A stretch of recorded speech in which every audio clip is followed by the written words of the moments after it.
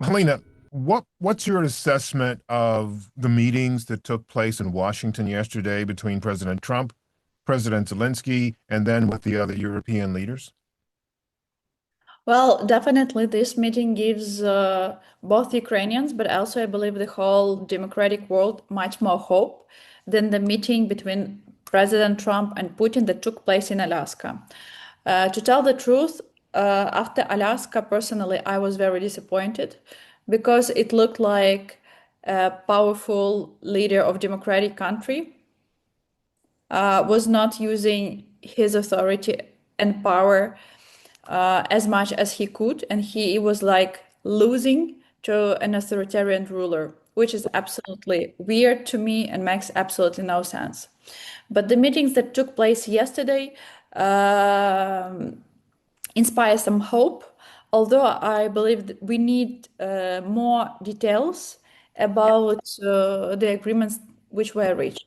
But definitely, what is great that the trading of land is off the table. It seems like this topic is off the table.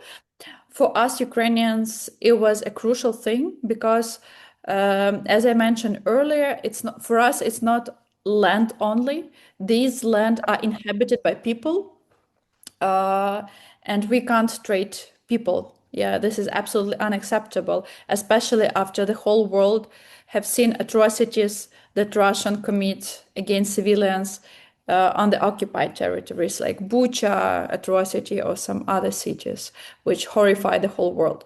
So I believe that, and I hope that we are moving into a right direction. But we'll see. I believe next few days, maybe a week, will give us more details and more certainty that things are settling down. What about the meetings gives you more hope? Was it the tone change between President Trump and President Zelensky? Was it something that you heard or saw in the greater, um, I guess, experience of seeing all of the leaders and hearing what they had to say? What specifically gave you hope?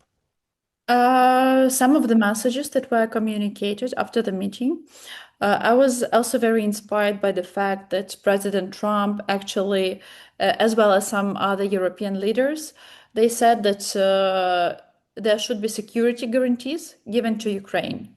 And actually, this message is very important not only for Ukraine, but actually for the whole region, because Russia is generally a very aggressive state, which used to mess with neighbors for the past 30 years. They are constantly occupying some territories of the neighboring sovereign states and don't face any consequences. And that is why actually some Baltic countries or some Nordic countries actually every European country which has a common border with Russia is freaked out because they understand they can't be next. And we are talking about actually NATO countries. Countries which are members of NATO. So now it's basically a huge threat, not only for Ukraine in terms of another risk of occupation or invasion, but it's also a huge risk for Eastern European countries and the whole NATO, given the fact that NATO has to protect the countries if anyone invaded in one of them. So this is the common thing, Yeah. common threat, common thing, and it should be addressed also with joint efforts.